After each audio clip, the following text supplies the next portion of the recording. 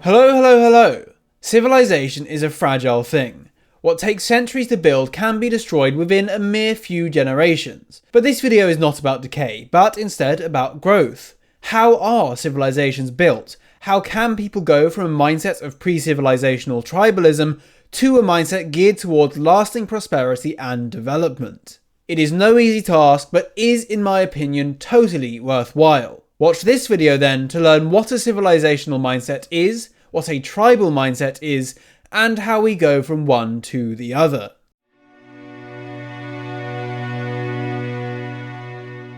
In every regard, tribalism is the default of human society. Our primate ancestors were tribal, early humans were tribal, and even Homo sapiens were, for hundreds of thousands of years, tribal. We humans have naturally evolved to be tribal. But what is tribalism? What characterises tribal mentality? Well, it's not just the love of one's own tribe at the expense of all others, as one may assume, but is instead an attitude towards the world and its resources based upon a condition of scarcity and uncertainty. Before humans discovered agriculture, all of our food had to be hunted or gathered. In some regions there was a relative abundance of food, but compared to today, resources were scarce and things were uncertain. There was no guarantee that you would have something to eat that night, so you ate whilst you could.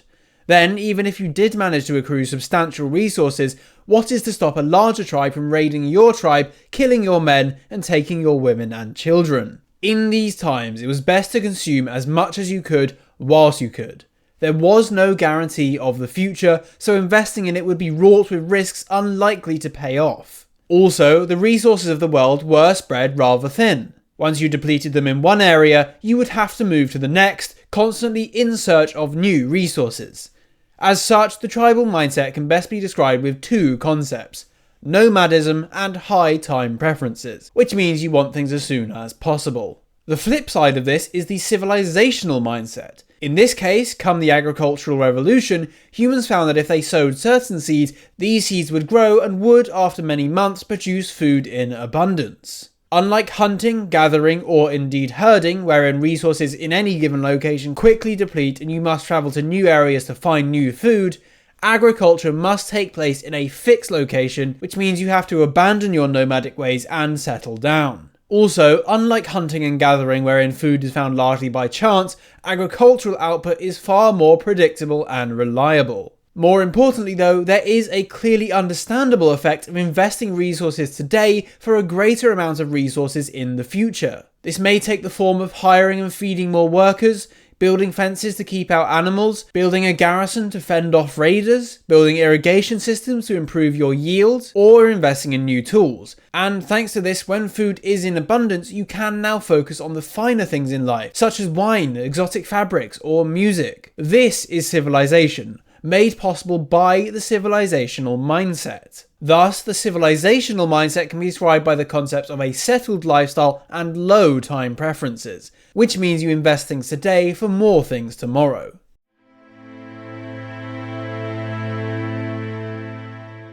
Though men of my persuasion have full confidence in saying that the British nation of the Victorian era was the absolute peak of human achievement, cultural excellence, and indeed civilization itself, it is also well understood that the Britons of yore were backwards bog dwellers devoid of anything worth celebrating. As much as parts of Africa or the hinterlands of Papua New Guinea were the backwater shitholes of the British Empire, Britain was the backwater shithole of the Roman Empire. So what happened? How did the inhabitants of England go from being bog-dwelling morons to well-mannered gentlemen? The answer: feudal serfdom and Christianity. I singled out England because I am, after all, English, though in truth this trend was also seen across Europe among the various Germanic tribes and more. But how did this happen? Firstly, though the English had farms, as did the Vikings and as did the ancestors of the Germans, many people from our tribes were still predominantly nomadic. Many early Europeans, including the Anglo-Saxons, were pastoralists, meaning they had large flocks of cattle with which they travelled roaming around for fresh grass and other food. Come the victory of William the Conqueror, however, these peasants were forbidden from moving around so much, and instead forced to work for their feudal lord in an allotted parcel of land. What this meant was that the people had now been forced into a settled lifestyle, wherein their survival and prosperity depended on the land they worked.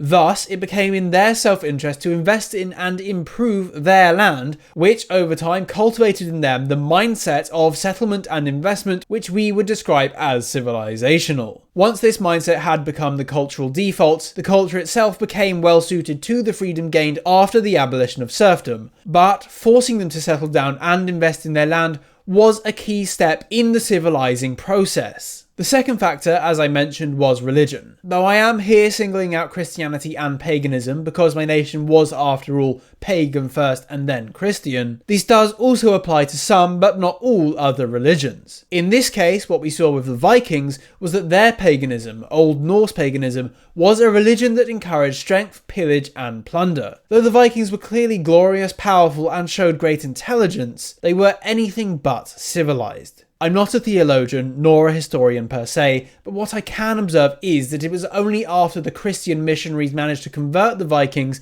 that they began to stop their old raiding ways and instead adopt the settled down civilized ways they have today. As such, it is my belief that it was the moral and cultural lessons within Christianity that cultivated the civilizational mindset in the previously tribal Scandinavians. In fact, the same process has been seen across the world, with tribal peoples being introduced to and converting to Christianity, then adopting more civilized ways. This is not to say that Christianity is uniquely civilizational. The first civilization was not Christian. The best ancient civilizations were Hellenic pagans at their peak, not Christian, and the Chinese at their peak were also not Christian. However, what I am claiming is that Christianity contains within it the moral lessons and cultural influence that cultivates in people a mindset geared towards civilizational greatness. But for all its virtue, many people are today still tribal in mindset despite being Christian and despite living under the same laws as civilized people. So what of those people? Why are some people unsuited to modern civilization?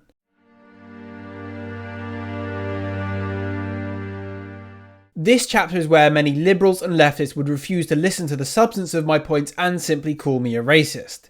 I, however, am not saying that race is a factor here, but instead that things are a matter of improperly prepared culture. Many people today are unsuited to civilization on an individual level, though I will talk about that more in part 2. First though, I wish to talk about people unsuited to civilization on a broader ethno-cultural level. To do this, I will first play clips from 3 examples. The first is from the documentary Empire of Dust, wherein a Chinaman talks about his struggles with his Congolese employees in the Democratic Republic of Congo. The second is from Thomas Sowell's video, The Origin of Black American Culture and Ebonics, wherein Sowell is himself reading a quote from 1956 in Indianapolis talking about white Dixies, though presented in a way to make you first assume that it is talking about black Americans. The last is from the book The Passing of the Great Race by Madison Grant, which talks about how Native Americans, when given de facto freedom, spent their money on trinkets and indulgences such as rum, rather than investing in their future. 按说是你们受欧洲国家管理这么长时间，应该是学到了很多先进的管理经验。哪有多时间？没多时间了。是啊，那个先进的影响，那个代代往传下来，越传越文明越发达了，怎么越来越倒退越落后了？把原来留下的东西根本都没有更加的爱护保护去利用它，反而都遭到了毁灭性的。只有慢慢经过几代人，他是。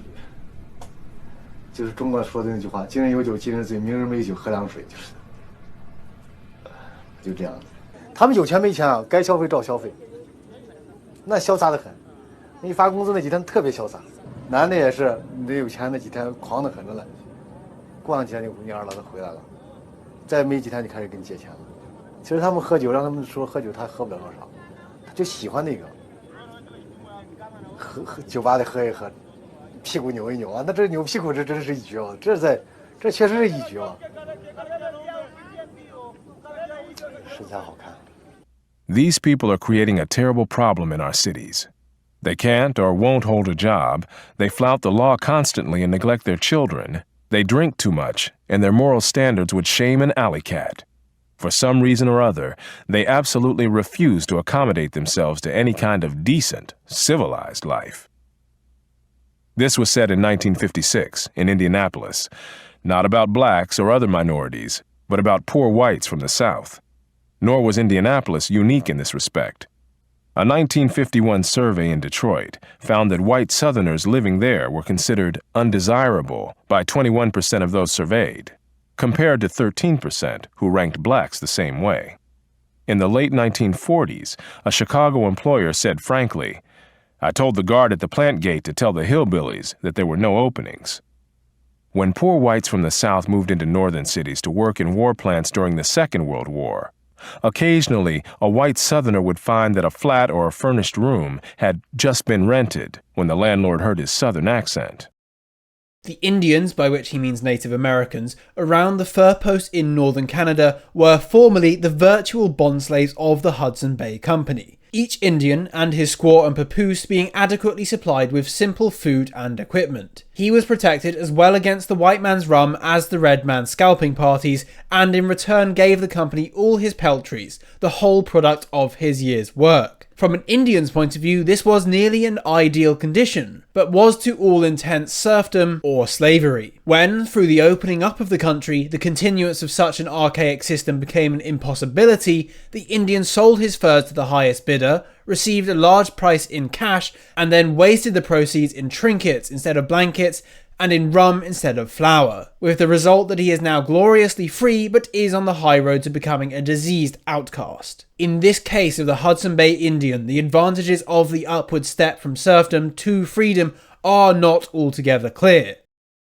These clips are undoubtedly controversial to modern ears. What I notice about all three, however, is that they all share this one common trait. Their people were thrust forcefully from tribal or clan cultures into liberal modernity without the intermediary step of serfdom, or indeed any form of land ownership or agriculture. In the case of the Congolese, they had originally been backwater tribesmen typical of pre-colonial Africa, then became subjugated by the Belgians and made to work for them, then given freedom only to now effectively be under Chinese capitalist neo-colonialism. At no point were they given land and forced to work it. They did have land, but they weren't ever forced to work it for their own self-interest. They were simply left to themselves, unguided. In the case of the Dixies, the trend is a little less true. The original Dixies are mostly descendants of Celtic Britons, Highland Scots and large numbers of Irish who at the time organised themselves according to clan structures. Though they had been exposed to agriculture and working the land in some form, the actual level of control any central government had been able to exert over them was minimal, and the amount of actual farming they did as opposed to herding was also somewhat limited. Thus, they too by this point had yet to fully adapt the ways of civilization. And when they migrated out of Britain and into America, they carried with them these ancient pre-civilizational ways, though I dare say most of them have become mostly civilized by now. As for black Americans, though the clip isn't originally talking about them, the whole purpose of Thomas Sowell's video is to say that black American culture is something learned off of white Dixie culture. Black Americans, to an even larger extent, have also not had the experience of working their own land for their own sakes, but instead only slavery for the white man's sake. As such, they too have not developed the mindset of a low time preference. Lastly, with the Native Americans,